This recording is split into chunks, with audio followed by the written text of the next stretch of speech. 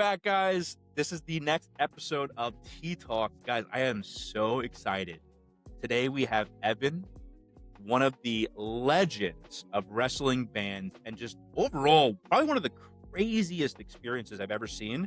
Just jumping into the vintage community and kind of becoming one of the cornerstones of it on a platform that we're on. So, guys, Evan is not only someone that is a premium vendor, in my opinion, someone that brings some of the highest quality shirts that you can find, but he actually started out in another category completely, selling VHS. So, guys, I'm super excited to learn more about Evan today, and I'm super excited that you guys get to hear more about him as well. I met Evan about a year ago on Whatnot, where he was basically doing a show, and the one thing I noticed about Evan was, and I don't remember seeing Evan before that, and then all of a sudden, I see him pop up on Faded Show, one of the biggest channels in vintage.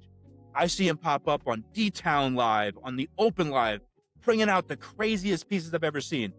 I mean, every time I saw you, man, it was just like, there was no ceiling to how crazy Doing your hell of a lot. curations could be. The beginning was So, kind of going yeah, on. so I gotta ask. So obviously I saw that, right? But you have a whole probably different story on this stuff. So Evan, man, how did you get into vintage, man? How did you start this whole journey? Shit. Well, I'm the type of person that always wore my childhood on my sleeve, right? I'm a 90s kid. I was born in 89. I'm a totally 90s kid. So all throughout my life, right, it's, video games and TV, pop culture. And even as I got older, I was the type of guy that actually would wear Rugrats shirts and Mortal Kombat stuff. But if we're out at a shopping, I'll buy a Mortal Kombat toy when my friends are buying clothes, whatever the case may be. And I always just lived my life always respecting my childhood, right? Because childhood was, for me, it was a very good time. So that's how I kind of connected with it for most of my life. There came a time where, I started with the VHS, so I got into it really. Someone was not even selling, giving away VHS. I don't even know how I came across it. Facebook Marketplace, kind of just shopping around. And someone said, I have a bag full of VHS for free. Come pick it up. And in my mind, I'm a businessman, right? I'm a street kid. I hung out in the street a lot when I was a kid. I'm a hustler. So I said, for free, I can make money off of that. Regardless if it was $10, $20, $100, I know I can flip that and make money because it's for free. So I hit her up. Within 20 minutes, I was there. This was during the pandemic, by the way, too. So things were kind of slow. I wasn't really doing much. I was bored. There's only so much content that I could take in where I need to jump into something else because it was just a weird time. So picked up the VHS and went through it all. And it wasn't anything crazy. It was, for people in the VHS community, it was a lot of Disney, which is not crazy. It's a lot of couple dollar tapes. It wasn't anything good. But what I did, I actually jumped into the Facebook group marketplace and I literally just typed in VHS groups, added a whole bunch of them. And I just posted what I had. And slowly but surely, I was making sales, making friends, talking to people, picking their brain, see what was selling, see what wasn't selling, see what was popular, what's not popular. I was making money. So after pretty much I sold most of that first batch, I was like, damn, well, I made this amount of money. You know what? Let me continue it. And that kind of sparked my way into the reselling aspect of vintage and media.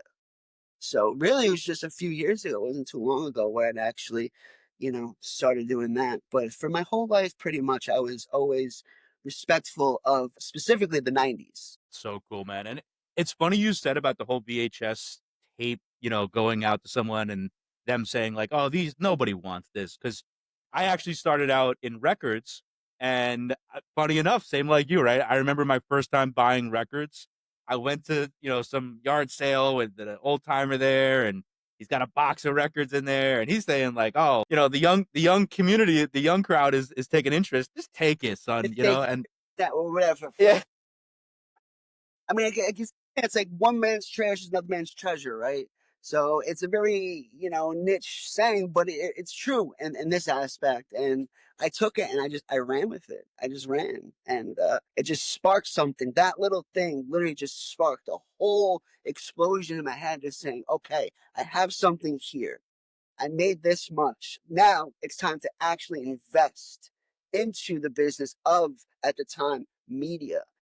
And let's hit it running because it's pandemic days. I had nothing to do, wasn't working, right? So it's like I can do this from my house. I don't have to speak or touch to anyone. I can literally sell online, ship it from my house, and that's it, all from my bed. So I was game for it, and I just sunk my teeth into it. Wow. What would you say? Because the one thing I did notice from your channel, and obviously now I know Facebook was the start of that, but you you're someone that I've seen that scaled extremely fast. And I don't want to downplay that because for a lot of people that might be listening to this or maybe, had a couple shows and didn't see success and they're trying to back out as quick as they can, you were someone that I don't even think that like idea stuff. I mean, from what I saw, I saw Evan and he was on faded already. So like any like how did you scale so fast, man? That's a hard thing to do. Well, I mean, I did start off, well, when I first started off and it sticks in my head, one of my first shows, I was just sitting on my bed. I had just had surgery. I had meniscus surgery, right? So I couldn't even stand up, couldn't do any of that. So I was literally just sitting on my bed. I made a couple of shirts kind of like this, but on the other side. So I was, sitting and ran it from there. And I just did $10 starts. And a lot of the things I had either didn't sell or would sell for $10, right? And I was happy with that. Even if I lost money, I made money. I was happy because I was making sales, right? I just want to sell it. I just want to sell. I don't care. So it wasn't just like, for someone that compares it to me, it kind of was fast. But those beginning shows, don't stretch by any means, was successful. I wanted people to see me. I wanted people to see what kind of stuff I brought. And I'll never forget, I had a 1995 Eagles Hell Freezes Over tour tee. Yes. I had that. I'm like, oh, this is, at the time it was like $50 shirt, right? So I'm like, this is this is it. This is the grail. I made it. This is the most important $50 Eagle Hell Freezes Over tour. And also had like it was like an old South Park night. It was like a '98 South Park shirt. I'm like, I felt it. I felt it with those two pieces specifically. I'm like, this is the bug. Like I have something. I can't wait this out. I can't wait to show people. And I was there. It was a struggle in the beginning, but to answer your question, to go back to that, at the time I had money saved up on the side. I had a decent amount of money saved up just from life and stuff like that. So my cap of spending in the beginning, I really didn't care about it. Now, if that's smart or not, you guys can tell me, but I just at the time I didn't care how much I was spending. If I liked it, if it was me, I'm buying it, right? Because I'm also selling myself. So I was buying all the band tees. I was buying all the wrestling. Doesn't matter what it cost. I was kind of just spending like an idiot because I liked it. It represented me. I know other people like it. So I'm just gonna go and do it. So acquiring the pieces that caught people's eye in the beginning was very kind of easy because I knew at that point I was kind of studying what people liked. I saw the prices that they wanted it at. And at the time, I didn't care what I was getting it for. So I kind of just went and bought it and ran with it.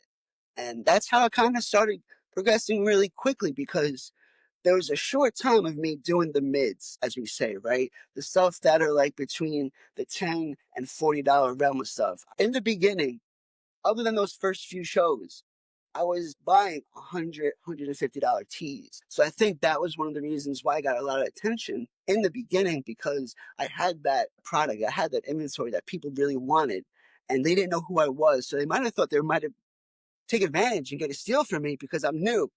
So really, I had a really good inventory in the beginning that people were attracted to, and I think that was a big reason why I grew so quick. I love that, man. And I will say this for people at home that maybe have never seen Evan before.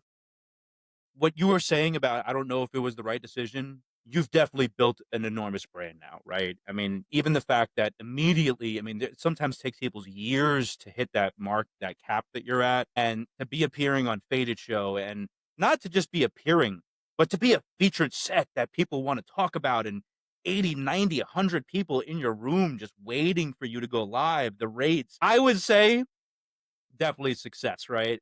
And it's funny too because I think part of the reason why I love doing this is because in our previous episodes, we had one of our episodes where Roxy was talking about how you want to scale sustainably and be very concise and don't over leverage, and then you have Fulio saying like, "Hey, I'm either going to be homeless or in a home, so I got to push in, Yeah, jump that's in," part.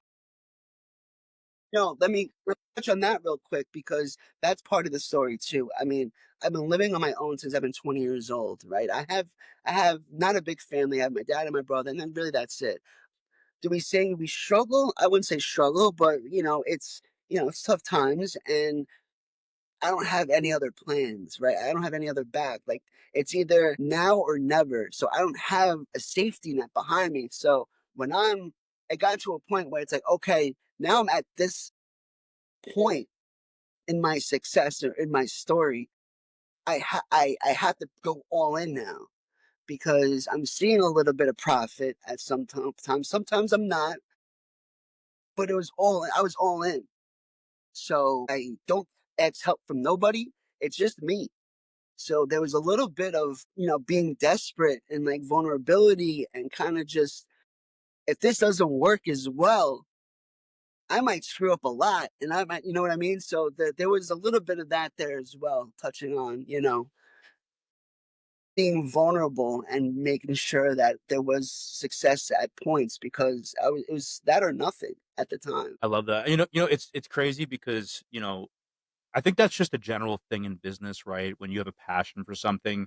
I mean, I always, and I want to ask you more about the community that you got into, but I always loved hearing stories, even from like the top of the top, right? Where people like Elon Musk had to take away from their net worth to save PayPal and Tesla, right? So it's crazy how, no matter if you're at the top of the world or at the, starting out in a brand new business and you don't know sometimes that passion, that drive, that all or nothing. Maybe not everybody has that mindset, but there's so many examples of success with it. And I think it's a part of just being someone that has a dynamic brand.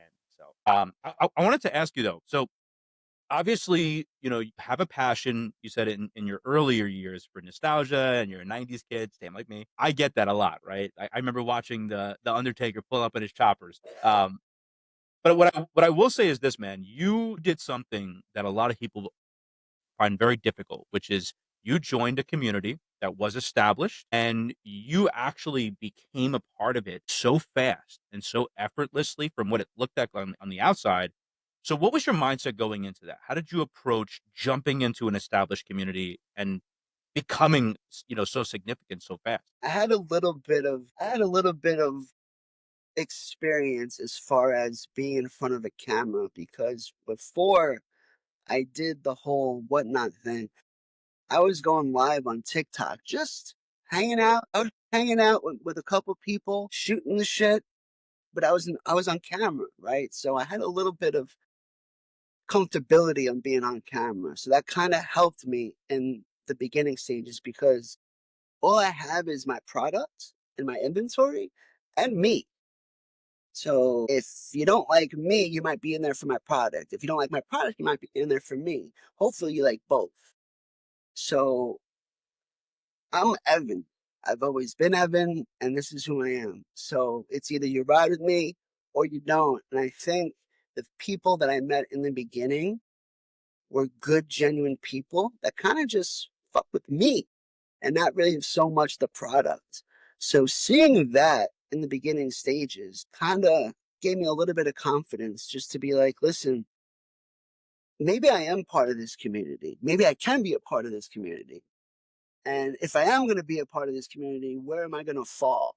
And because I had that little bit of freedom of being able to get at the time whatever I needed to bring people in as far as the inventory is concerned, I think I hit it out of the park.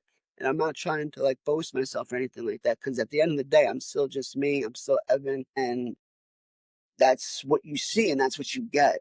But to be a part of a community that was already there and kind of jumping in, I would just make sure that I would jump into everyone's live as much as I can, just so everyone can see my name. So it's like, oh, here he is here, here he is here, here he is here. He's buying this, he's buying that. He just bought that, he just spent this. And you know, it might be a pro, it might be a con, but a lot of people in this community, they like to pocket watch, right? They like to see how much you're spending. They notice how much you're spending. And I think also that might have been the case too. It's like, well, he just went over here and did this, but now the same day he's over here doing this. So who is this guy? Where did he come from? Let me go into his lives and see who he's about. Oh, he's actually a pretty cool dude. Let me follow him. Oh, he actually has pretty good product. Let me buy something from him. So I think it was just like a domino effect of certain people being like, you know what, this guy's not that bad. And it was just like a big influx of it because even if they didn't like me, they might have liked my product and they still stick around. So I think it was just a good little formula that kind of formed that worked out for the beginning stages and into the, the meat and potatoes of everything. It makes a lot of sense. And you know, it's funny because a lot of times when people touch on whatnot and doing what you were saying, right? Jumping into other people's channels, supporting them, I like to kind of relate that to like an advertising cost, right? Most businesses, they have to put out, 20% or 15% of their gross in advertising. And, Whatnot's one of those communities, one person can mean an extra $5,000 sold that year. So, being in front of someone, supporting a channel, making an impact, and then also getting a few loyal buyers from that process, it Yes. makes so much sense, and it's cool how you had that foresight without even I mean, were you a buyer on Whatnot for a few years before that and noticed it, or did you just kinda naturally take to it? I'm gonna say something, Joe, that might blow your mind. I've only been on Whatnot for almost a year. Wow. I haven't even been on. I think it's gonna be late August. I think would be my 1 year anniversary of actually going live. Would be in late August. So there wasn't even years of being on Whatnot. It's been literally almost 1 year. So it's been a lot. It's been a crazy ride. But In this same topic, right? Obviously, you're on Faded Show. You're on D Town's Open Live, right? And, I know D Town says like, "Hey, send us your stuff, and, if we can't say no, then we're gonna have you on." And then here you probably have like a residency at this point on that live. And then Faded Show, I mean, people know Faded Show is the Grails, right? It's the Grail Live. And I mean, you've had multiple hour streams, which is hard to find. So what was your experience on we'll start with Faded Show, right? Because I know Faded Show has probably been the more, they've been on the app for a little bit long. well, really, it started with Steven, right? So Okay. Steve I love kind of Steven. caught my Steven's eye. the man. He was with another. He was on Whatnot, but he was with another platform, right at the time in the beginning when came across Steven. So I watched him and was on that platform at first. Why? I don't know. I liked his style. He was promoting and doing lives of the Banshees that buying I like myself. So when I saw him doing specific Banshee sets, I'm like, well, you know what? This is what I have too, and this is what I like. Let me hit him up out of the team, which was another platform, not even on Fade at that time. And that's how I met Steven. But then once Steven went over to Faded's a whole different monster. And one of my goals when I joined Whatnot was a few things. It was being unfaded and getting a jam bell. And being unfaded, there was no other person I wanted to be with other than Steven. So once I had that relationship with Steven, I'm like, listen, man, you're here now. Let's really turn it up. Let's really have a 2 hour set. Let's really do Faded's first all wrestling show and have 80 T's running in 2.5 hours. And that's what we did because Steven was totally down for it. He to work with. And we did it. He knew my passion. He knew what I brought to the table. He knew I was working hard. And I know that he can trust me. I can trust him. And we kind of just saying, let's get it and go because we both knew at the time because he was unfaded for not that long. That was my first set on Faded. So we kind of were like on the same page. It's like, okay, we know what's on the line here. We know what we bring together when we're on camera together. Let's just go. Let's go. And kind of started my whole little Faded journey with Steven specifically because I haven't ran with anyone else other than him. So it's just a very good relationship as far as friend wise. I talk to him not even on the app, off the app regularly. We have a good relationship, and whenever I need a spot on Faded, I know I can hit him up and he'll squeeze me in. So we both were kind of was like vulnerable at the time, like, let's just do this together because we know what we bring to the table. And we always have a good time. We always have a good kind of encounter. The friendship on there kind of just flows. We knew what we had to do, and I think we accomplished that. So when people kept coming back, we had multiple lives with 100+ people, multiple hour streams. Where we kept those 120 people. We're like, all right, I think we have something here. Let's just continue to do it, once a month or twice a month.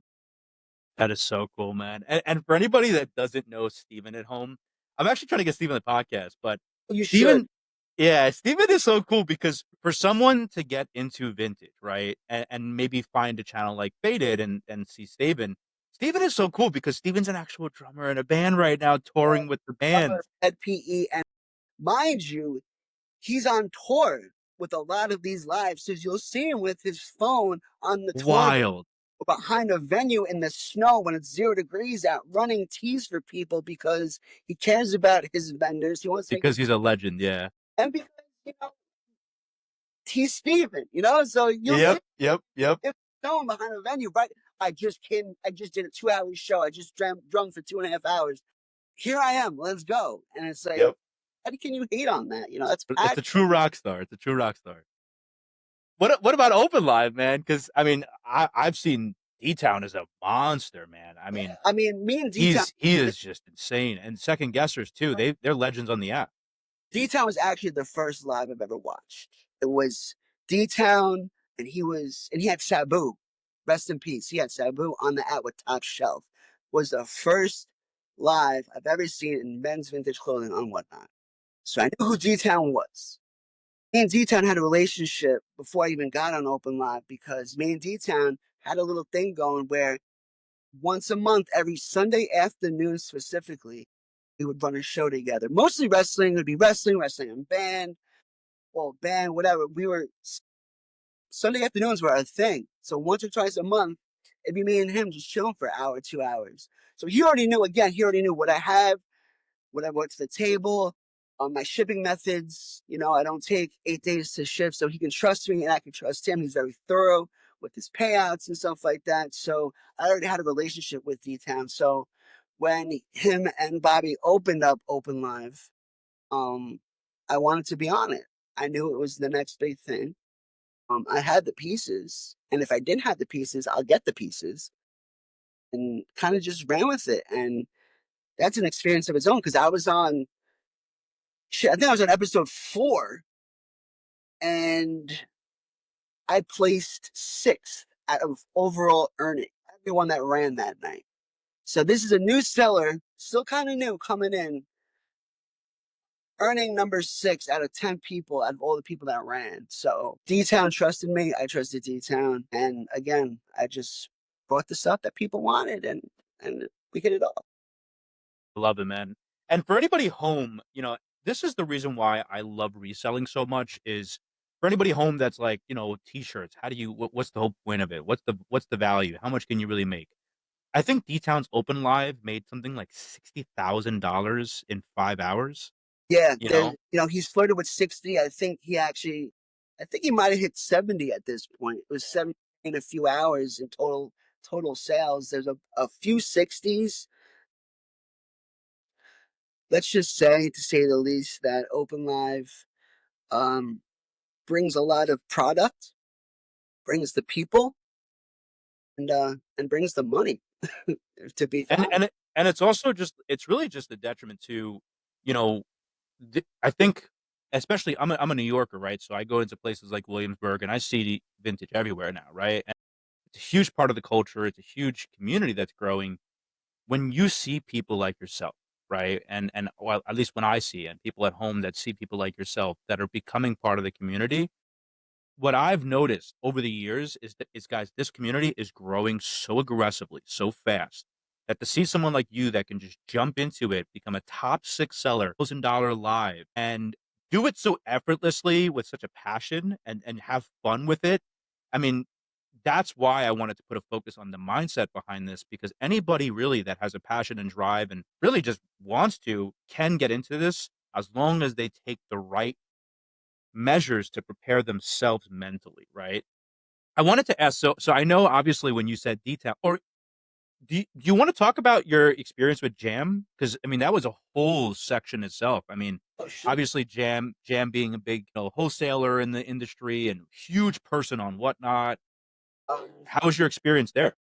I mean, when you get into men's vintage clothing or vintage clothing in general on this app, you come across Jam's name at some point. What does Jam do? Well, Jam wholesales and he makes bales.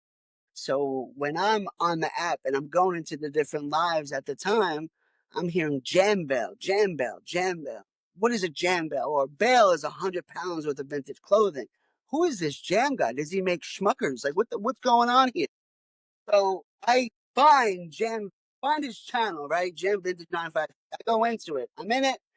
Okay. And who is it? It's this kid. I'm like, who is this kid? This must be Jam. Yeah, So I'm in there, and if you guys are familiar with it, people make fun of it now, but it's like you're not supposed to be like, how can I get a jam bale in Jams Live? Because they'll fuck with you, right? yeah, Funny enough to say, Bobby, who is the partner of D Town in Open Live, was like, he made a comment. He's like, oh, I can get you like a saran wrap bale, which is a joke, right? And I actually messaged Bobby after, like, how do I get the saran wrap bale? He goes, no, it's actually a joke. I can't get you anything. But I was in there, right? And the kid, mind you, the kid's Chato, which is Jam's um son-in-law.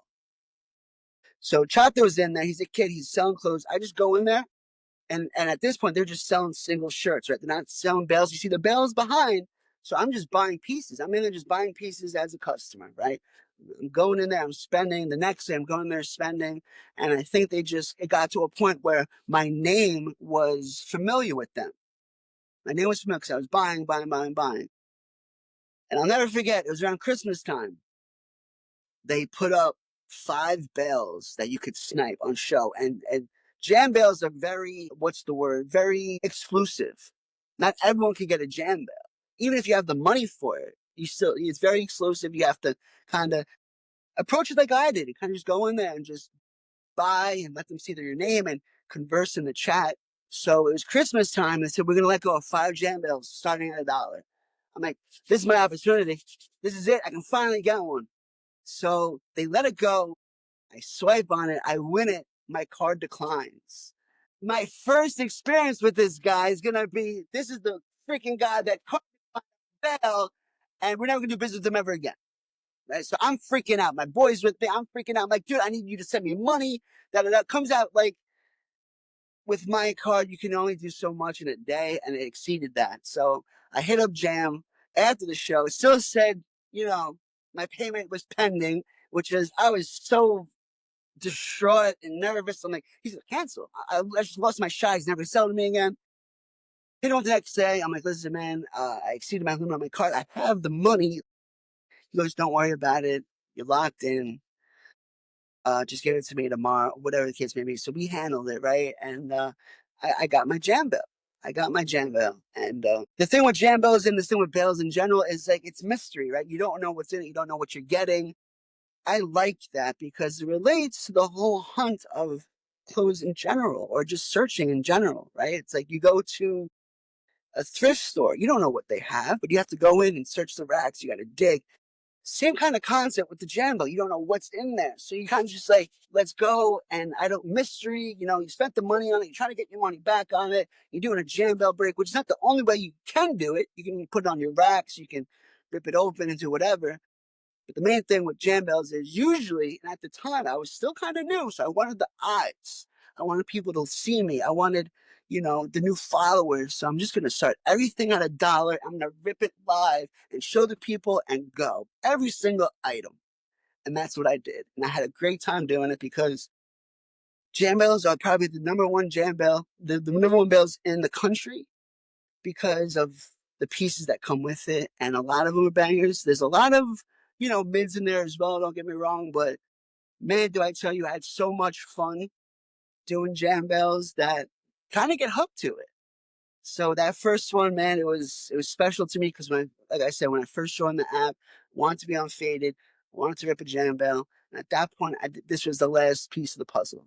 So that was really it. And had a great time doing it. I ended up buying two more after that. Wow. Yeah. That's awesome, man. And for anybody at home that doesn't know what a bale is or what we're talking about, I'll actually shed some light on it for you guys. So, in vintage clothing, luckily, when you're in vintage for a few years, you got to get your taste of this stuff. In vintage clothing, right? When you see a vendor that puts up a shirt, right? A shirt like one of Evan's grails or one of my grails or anyone in vintage, right? A lot of that stuff comes from things like landfills, right? It's bulk clothing that at one point was sold at a venue or a concert, and it was sent to a landfill. Now, what bales are they're basically wholesale companies that are buying thousands and thousands and thousands of pounds of textile, right? Think of it as a commodity. And then what they do from there is they process it. And when they're processing that, what they're really doing is they're looking for textile colors.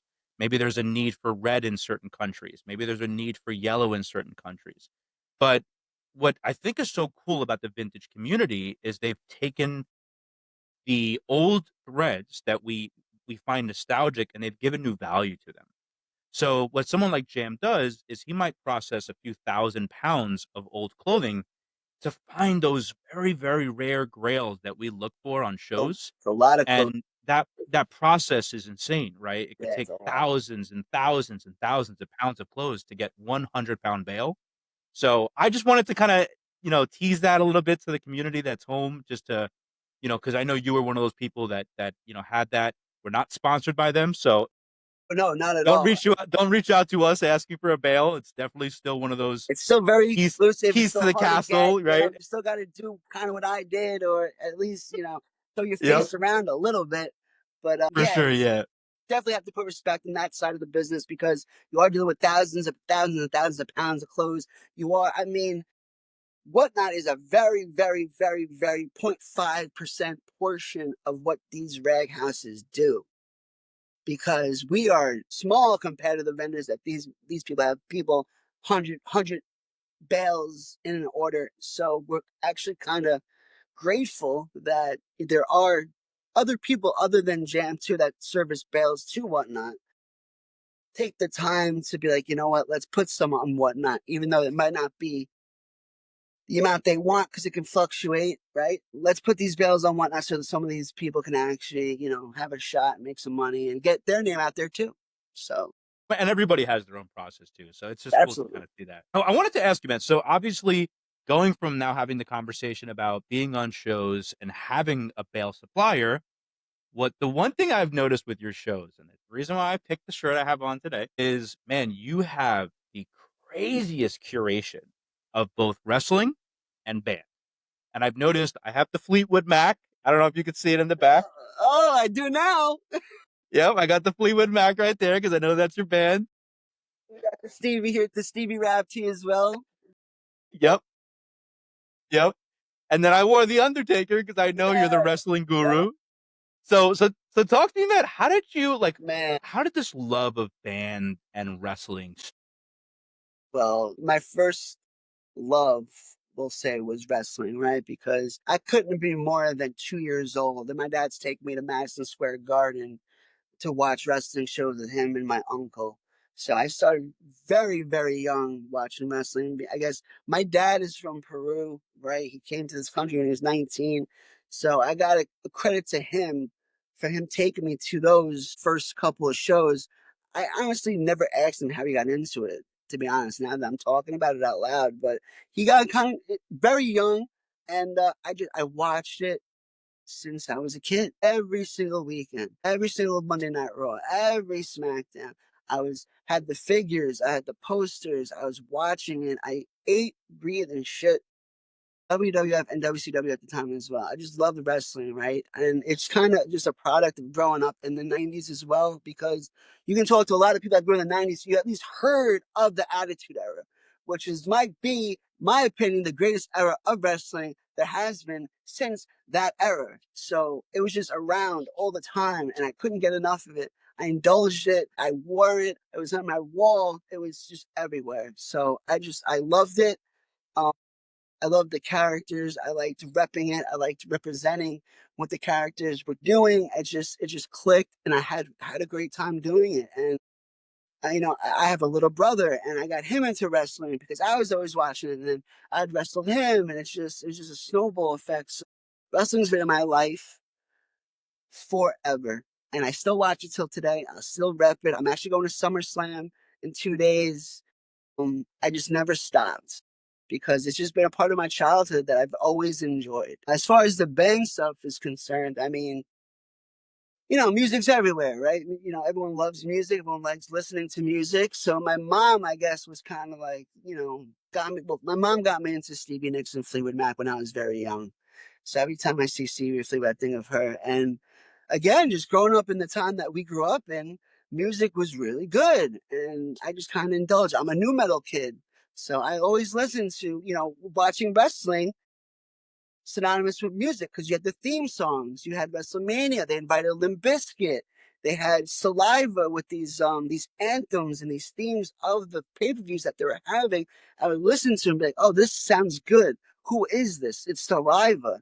Let me look at Saliva. Let me go on LimeWire and Morpheus and Kazaa and download my Saliva and my Corn and my Biscuit and my Deftones. Like that was just I am your new metal kid, and I loved it. And it kind of just bounce over from wrestling to the bands that I buy and sell till today. My music taste is all over though. I do band, and I'm from New York, so I love New York hip hop and rap and even house music. Like I legit have passion for almost every single music genre out there. So I always try to keep an open mind when it comes to music. I'll never say no, I'm not listening to that. So I think over the years, just doing that, I have a lot of different genres that I'm into. So I've been buying band tees since I was in middle school on my own money. I'd make my parents buy me band tees when I was in middle school and high school. So like some of the tees that I'm buying today, I've had when I was a kid. So it's it's probably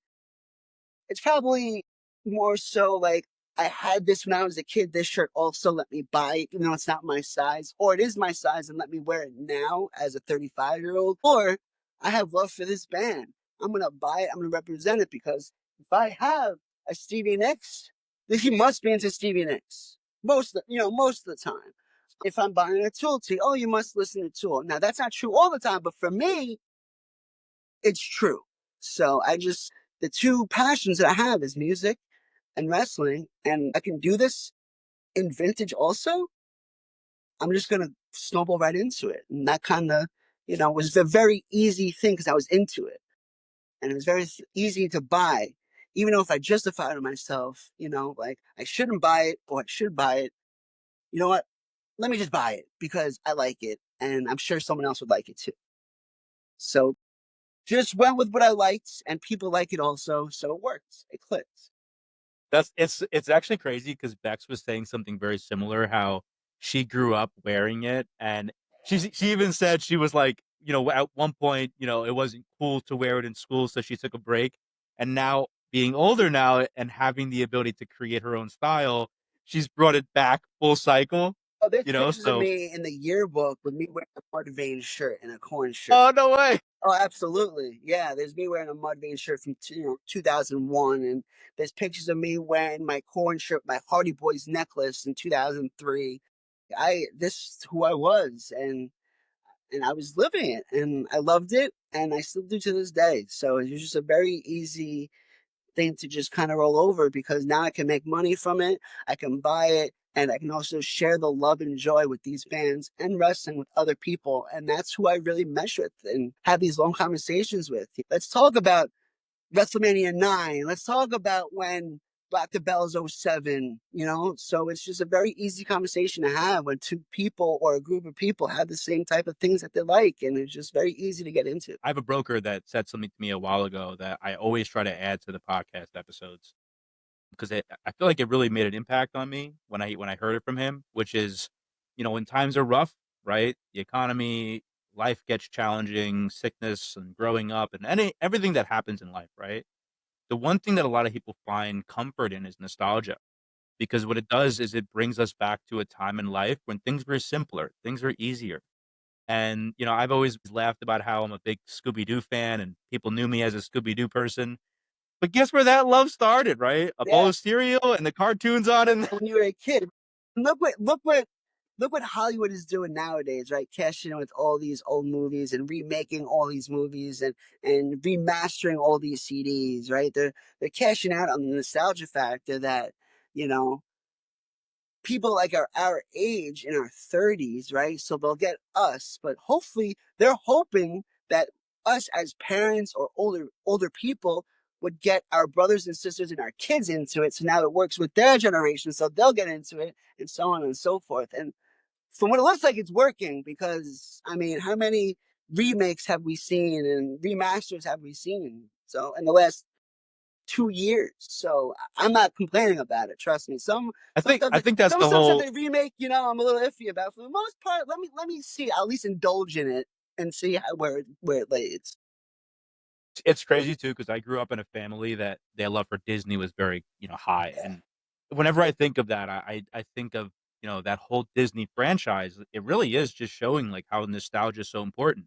Toy Story 2 reminds you of Toy Story 1. Toy Story 4 reminds you the Barbie movie comes out, it reminds you of the Barbies that you had, right? Right. So, Right. I love that, man. I wanted to touch so I know we kinda touched on it before about how your start into VHS Yes. was, because obviously, like, you're a legend in the vintage tea side, but I loved how you said that VHS kinda gave you the segue into, shirts. So, obviously with VHS, for people that wanna get into that, I know you said Facebook can be valuable, right? And building relationships, but any other tips that you would give to someone that's trying to sell in that niche? With VHS, you're gonna hear it first, second, third, and last. Is you got any horror? It's always horror, right? So people that like horror might find it easier to get into it because that's where the meat and potato, that's where the money is, right? They're always going to ask for horror. Why? Because horror is the most money. That's what they want. If I were to give someone information on how to get into it, I would say see what you have around available as far as who's selling VHS because sourcing is so hard and it's so important, right? Because everyone wears clothes. Not everyone has VHS. Not everyone's into VHS. Not everyone buys VHS. So your sourcing is literally cut in half because not everyone has it. Not everyone sells it. So see what's around locally, right? Because that's probably where you get your most deals. And see if you're what the availability is. Now VHS is very, especially now during the pandemic, was different because people had a little bit more money to spend. The market was up a little bit, but now it is so hard to find good deals on VHS because so many people got into it during the pandemic because they wanted any single type of media that they can get because we had so much time on our hands. So they're watching VHS, they're watching media, they're putting records in the turntable again. So media was getting consumed in all different ways the last few years that it's very hard to find good deals in VHS. But what I would say to someone that's interested in getting into it is see what kind of sources you have available to actually get it and get it at a decent price. If you wanted to sell it. Now, if you're somebody that wants to collect VHS, you have a bunch of places where you can get it now, and it's whether you want to spend the money on it or not. But for a seller, for a reseller that wants to get into it, it's not as easy as it used to be. And just be ready to really source hard and take the time it's going to take because it's not going to be a fast thing. So, I mean, if you have the money to spend, you can buy it, but there's no money to be made. So it's just be patient, go to your yard sales, do everything you can to find media as a whole because it's very hard to come by nowadays because so many people are actually into it.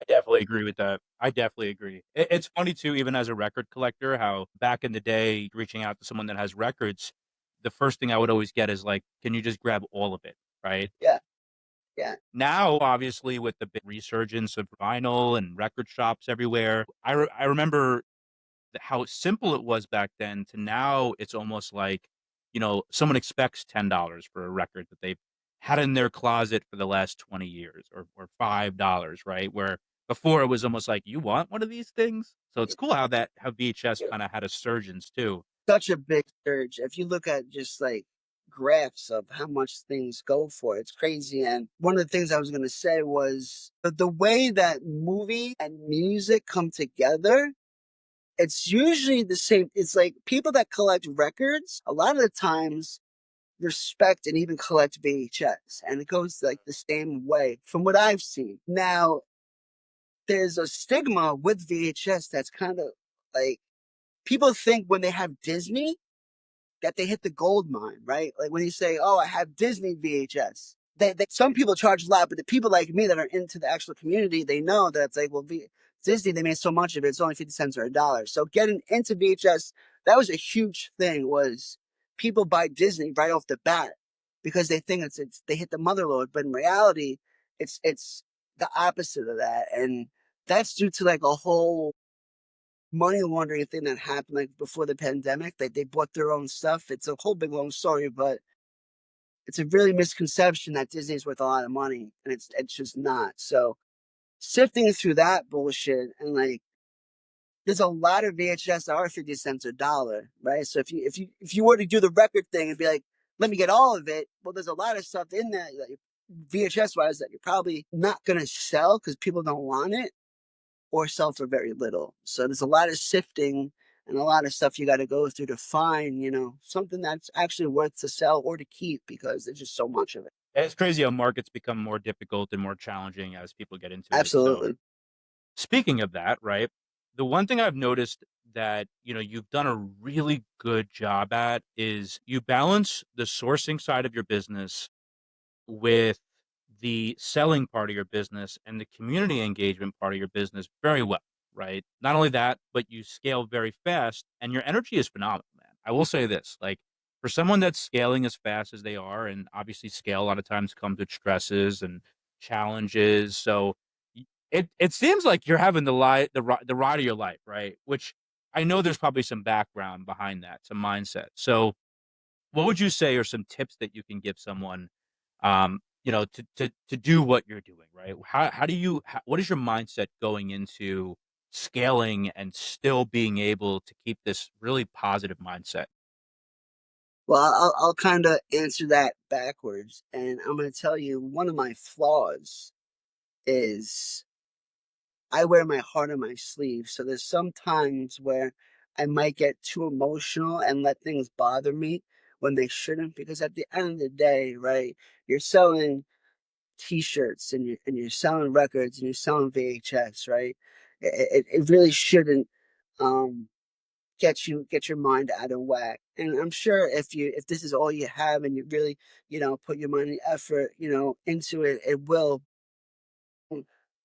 Try not to get discouraged on maybe not being successful right away. The way that it happened with me doesn't really happen a lot.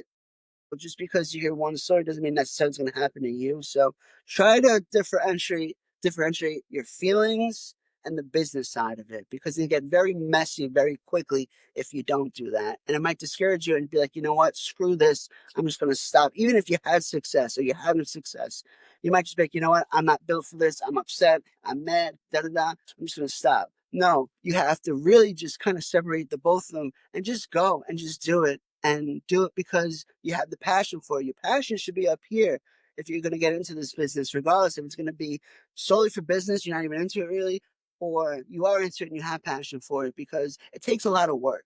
It takes a lot of work. You have to measure your teas, you have to source your teas, you have to wash your teas, you have to check, make sure it's not rot. You have to make, whole bunch of a checklist of things to do. Even before you have to list it, even before you even put it on and give it to someone, you have to do so much stuff. You just you have to sacrifice. You really do have to sacrifice your time and energy into this now. It's easy for me because I have passion for it. I really do. And it stems from my beginning years. And it's just something that I kind of just, put my head down and I just do it regardless of how I'm feeling. So I'd say the biggest thing for me is to try not to get discouraged because something's not going your way or if it's a big community, right? So if there's drama or beef, don't get involved in it. You kind of just stay in your lane and just go and just be you. You hit the live button, go on your own page, you go, you sell, you go into somewhere, you buy, do what you need to do, and you make friends and you say hi and you have conversations. Great. But try to stay away from all the bullshit because it can and it might get you out of whack at some points where you might be just be like, it's screw it. But that's just it's for me anyway, it's just differentiating the two is a big factor. So just kind of put your head down and just do it because you have the passion for it. And it's really the biggest thing I could give because that's what I've been through. Wow. It's crazy too, because a lot of the other people we've had on the podcast so far have said how, you know, being able to have fun in what you do and really just learning that, being authentic, being yourself, having fun, enjoying the process, the right people just kind of rally behind you, right? Yeah, yeah, you'll have And a lot of good people. Absolutely. and I, and I love that, man. And you know, this episode's been amazing, man. Just hearing from you, and really, for anyone home, I don't want you guys to downplay the fact that whenever I put someone on this podcast, it's because they're doing real things, right? They're making things happen. They're seeing success. They're doing real things that are achieving real results. And Evan, you're someone, man, that I've just seen you scale so fast, so effortlessly, with such a good attitude and energy around you that it's so nice to kind of hear the background. Any other, like, small tips or tricks you can give for someone that, just on how, if they want to go crazy and they want it to go aggressive and they want it to level up as fast as they can, any strategies or tips you can give for that person that they can do today? I mean, maybe getting someone, maybe getting like a partner next to you to help you out, that might help you too. I do this all by myself. It can get very tiresome at times, but you know what? Again, because I have the passion for it, I just do it and I enjoy it. I enjoy measuring teas. I enjoy opening my packs. I enjoy the whole process of it. Um, there might be times when, someone might not. So having someone next to you or having someone that kind of knows what you're doing, someone close, I think is a huge deal. So they can kind of just give you a little push when you are feeling out of wax or something like that. So tell someone about it, right? Talk about it with your friends because you never know who's around you that might be interested in it as well. And it can really help if you have someone next to you. Just give them that little oomph that you need one day because whatever the case may be. So maybe having a partner might help or it might not. You might be a solo guy like me. I'd say also don't get discouraged if the thing is with success, right? It's like in the beginning, what do they say? Like, you don't see a profit within the first 5 years, right? That's the whole cliche thing. I mean, just because you might not have a few lives that aren't successful, don't let it get you. You know what I mean? Just keep going and just keep doing it because at the end of the day, this community is a beautiful thing. We meet and greet a lot of people in here. And if you're someone that kind of just likes to buy tea here and there, but loves the community, come just hang out. Just come to the community and just hang out and talk shop and go into a band live, $3 band live tea and just talk to the people about some bands. Hey, I'm going to see so and so in a day or so. Start a conversation, make friends, and that can drive you to do certain things. You know what? I do have a tool shirt. Can you look at this tool shirt for me and see what I have? And the next thing you know, you're on the phone with the person talking about, whatever. So it's just never limit yourself to one aspect. Try to broaden your horizons because there's so much within it. There's Disney, there's not just band and wrestling, right? There's Disney, there's sports, there's international stuff. There's just so much in there to grasp on. It's a beautiful community. So I just say maybe go in it with someone and don't limit yourself. Just try to take a little bite out of everything. I've always said, like, whenever you see someone, and Julio actually had a whole conversation about it with me on one of the last podcasts, how, really reaching out to someone and shooting your shot. You see someone like Evan going live, and, I don't know if you feel this as well, but I know whenever someone reaches out to me to authenticate something or to get my insight, like, I love having that conversation, right? Absolutely. And Julio spoke about how, his goals when he first started on the platform was he wanted to collab with Liquid Blue and Joy Mars, and then he wanted a celebrity to wear his shirts. How he got that was he reached out to Joey Mars directly and shot a shot. And he said something that I played over my head so many times. He said, I wasn't afraid to shoot for the stars and land on Mars. And I got goosebumps, right? Because that's really all it is, right? Is reaching out to someone that's in the community that can help and support you. And before you know it, you might be, curating the craziest wrestling live that you've ever seen. So what's next for Evan, man? You got on Faded, you have a jam bale, you've done open live, you're a resident now, like what's next for you, man? Like what is the level up from where you are right now? Because I can't even imagine it at this You know point. what? I really have put a lot of thought into it, but I guess what comes to mind is really maybe hosting an event on my page or with someone on someone's page, maybe hosting a big WrestleMania blowout with a whole 15 people selling wrestling. You know what I mean? Just hosting a friend, just maybe hosting some people on my page might be the next thing. I really haven't thought about it. It's just, as long as I make sure I keep the people that support me happy and my customers that are loyal to me happy, and I'm checking in on the people that support me, I don't need to go live. I don't need to do any of that aspect of the business. As long as I'm making sure my little circle is okay, I'm good. But that being said, if I were to hop into something else, I would have to say maybe hosting something or hosting an event. And that's really all it is, because there's days where I kind of just hop on and just shoot the shit with my people. And that's enough for me. So I would have to say, yeah, I'd say maybe hosting something, or maybe doing a live out somewhere outside of my room, outside somewhere at an event. If I knew maybe I could stream at SummerSlam, right? At MetLife Stadium and run some wrestling tees. That'd be cool. Like, I don't know. I haven't really thought about it, but trust me, if I know myself, I know I'm gonna think of something soon, because I always like to level myself up and one up myself. So just keep in tune. You never know. I don't know. But yeah, So, man, yeah, man. I'm excited too. I'm staying tuned as well. So Evan, man, so tell everybody, dude, this was amazing. I appreciate you so much for Thank you coming so on much. here. I You're mean, a this is the legend. You first really time are. I've And ever been asked to be on a podcast to share my story like this. So I want to thank you. I love what you're doing. I appreciate you having me on and respecting my story and respecting me as a friend and a seller. So thank you for giving me this opportunity.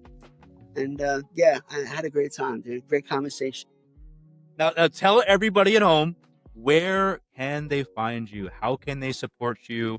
What's next? How do these people get in touch with you? I mean, I'm on Whatnot, Evans Vintage and VHS. I'm on Instagram, Evans Vintage and VHS. I also have, so on TikTok, I do little TikTok videos. I try to include the vintage in it. It's Evan_G13.ny if you want to follow me on TikTok. Man, my messages are free. If you guys ever want to reach out and talk shop, sell me something, buy something, I'm here. I check my message regularly, and it's not hard to find me. Thank you again. So guys, we had it. Another amazing episode. I have goosebumps right now.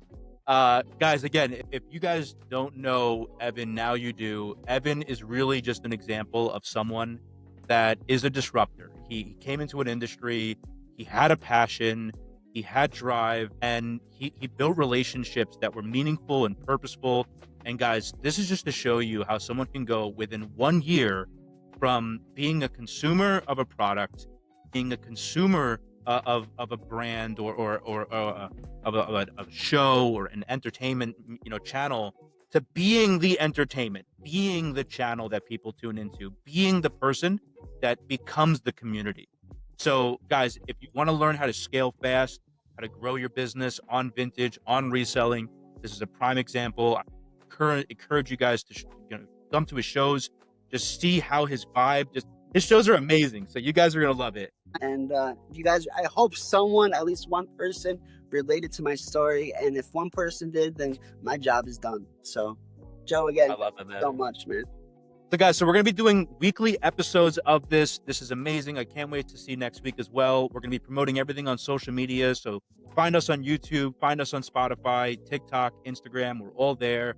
We're going to be on Whatnot too. So, you'll probably see us live there as well. But guys, I love you so much. Thank you for tuning in again. And until the next one, see you soon. Take care.